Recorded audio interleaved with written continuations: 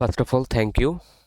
বহুল প্রতীক্ষিত একটি কোশ্চেন আসলে ক্রিপ্টো জগতে বা ট্রেডিং প্ল্যাটফর্মে যেটা বর্তমানে ঘোরাঘুরি করতেছে সেটা হচ্ছে বিটিসি প্রাইস প্রেডিকশন। অর্থাৎ বিটিসি আসলে আপকামিং 2026-এ আসলে কি হতে যাচ্ছে বা বর্তমান যে প্রাইসটা আছে, তো এই প্রাইসে আসলে অ্যাজ এ ইনভেস্টর হন বা অ্যাজ এ ট্রেডার হন, আপনি যেটাই হন না কেন, আসলে নেক্সট মুভটা কি, বা আসলে এই জায়গা থেকে ইনভেস্ট করা যাবে কিনা, এই জায়গা থেকে মার্কেটে ঢুকবো কিনা। সো এই যে কিছু প্রশ্ন, এই প্রশ্নর আসলে সলিউশন বা আমরা একটা প্রবাবিলিটি বা একটা প্রেডিকশন করার জন্য মূলত আজকের ভিডিওটা। কারণ আম, আপনারা জানেন যে আমার একটা কমিউনিটি আছে। তো এই কমিউনিটিতে মোস্ট অফ দ্য ট্রেডার বলেন, ইনভেস্টর বলেন, তো ওনাদের একই ধরনের সেম কনসেপ্ট, সেম মেসেজ, যে আসলে ভিটিজিতে এখন যে প্রাইস লেভেল আছে 80 বা 82 85 এর মধ্যেই আছে, গতকালকে 80-তে টাচ করেছিল। সো আসলে এই জায়গাতে ইনভেস্ট করবে কিনা বা এই জায়গা থেকে এন্ট্রিতে হোল্ড করবে কিনা মার্কেটে। সো এই যে মানে কিছু প্রশ্ন, বা অনেকে আসলে 100 বা 110 এই লেভেলে মার্কেটে ঢুকছে। সো এখন এই যে মার্কেটটা ফলিংয়ে আছে, তো এই লেভেলে আসলে মার্কেট আসলে কি করবে। তো এই যে কিছু প্রশ্ন, সো ওভারঅল সবাইকে আসলে উত্তর দেওয়ার থেকে আমি, আমার কাছে মনে হলো যে ছোট্ট একটা হয়তো ভিডিও যদি আমরা ক্রিয়েট করি, তো সবার জন্য বেস্ট হবে।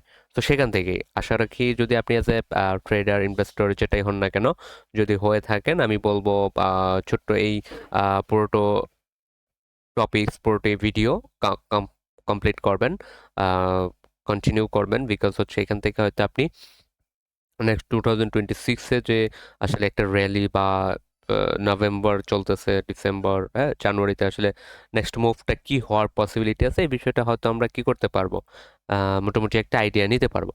তো তো আমরা যদি চার্টে চলে যাই, আপনারা হয়তো চার্টটা দেখতে পারবেন। সরি, এটা আমার আগে ড্র করা ছিল। আহ, আপনারা যদি চার্টটা দেখেন, একটু দেখার চেষ্টা করেন। চার্টটা যদি আমরা ইজিলি একটা শার্প একটা চার্ট ধরি, তো গত বছর অর্থাৎ হচ্ছে 2024-এ নভেম্বরে সেম প্রাইস ছিল, হ্যাঁ, নভেম্বরে 14, এখন আজকে নভেম্বরে কত, 22, গত নভেম্বরের 22-এ প্রাইস ছিল কত, 92-এর কাছাকাছি, হ্যাঁ, লাইক দিস, 90-এর উপরে, হ্যাঁ, 90, ধরেন আমি 90 ধরলাম। বাট টুডে 2025 বর্তমান প্রাইস আছে হচ্ছে 83 still now.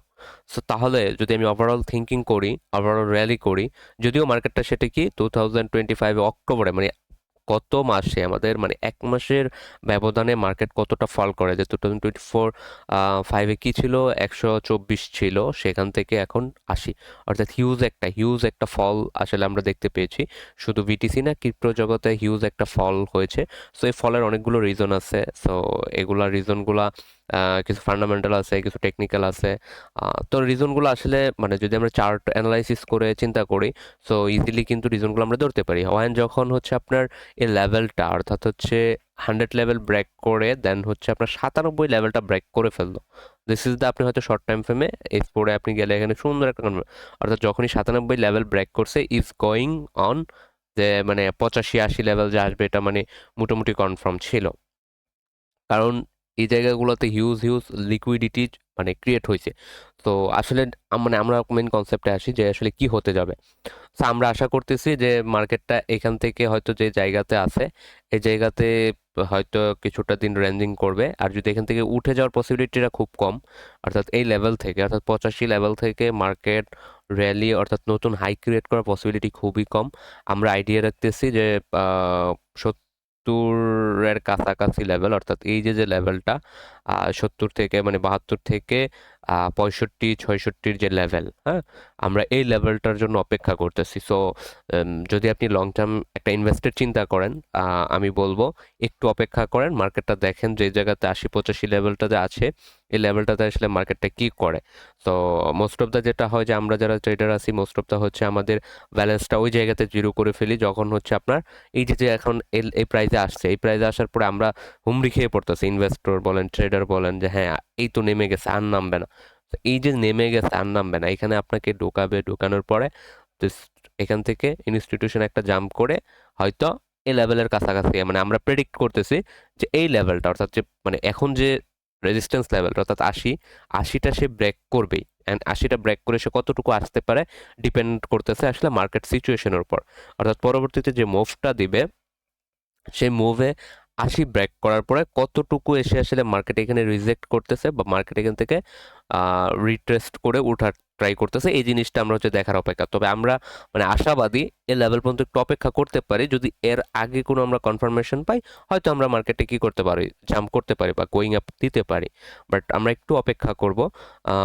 But still now যে লেভেল আছে এই লেভেলে আমি বলবো যে যারা ইনভেস্টর বলেন বা যারা ট্রেডার বলেন, সো এই জায়গাতে মানে কোনো রকম এন্ট্রি না নেওয়াটাই বেটার। হয়তো আমরা কি করতে পারি, এখানে শর্ট টার্ম এন্ট্রি নিতে পারি, অর্থাৎ ট্রেন্ড ধরে আমরা 1 আওয়ার বা হচ্ছে 30 মিনিট ছোট ছোট আমরা হচ্ছে একটা র্যালি ধরবো, ছোট ছোট র্যালি ধরে কন্টিনিউয়াসলি এটা করতে পারি। বাট যদি আপনি লং টার্মের চিন্তা করেন, লং টার্মে আসলে এই লেভেল থেকে আমি আপাতত বলবো যে লং টার্মের চিন্তা করবেন না, এখান থেকে ছোট ছোট ট্রেন্ড ধরে অর্থাৎ হচ্ছে ছোট ছোট র্যালি আমরা ধরতে পারি, যেটা আমরা কি করতে পারি যে স্ক্যাল্পিং এর বেলায় বা হচ্ছে আমরা একটা সুইং সিস্টেম চিন্তা করতে পারি।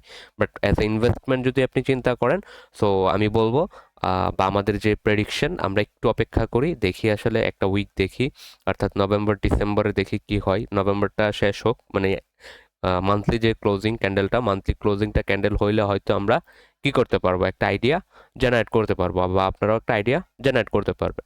সো আশা করি যে বিটিসি নিয়ে যে জল্পনা কল্পনা হচ্ছে বর্তমানে, তো হোপফুলি মোটামুটি একটা ক্লিয়ার কনসেপ্ট হয়েছে। তারপরেও যদি আরো কোনো জিজ্ঞাসা থাকে যে আসলে এসে ইনভেস্ট হবে কিনা এই জায়গাতে, বা এই জায়গাতে ইনভেস্ট করা উচিত কিনা, বা আরো কিছু সময় অপেক্ষা করা কিনা, সো অবভিয়াসলি জিজ্ঞাসা করবেন, কমেন্টে জানাবেন।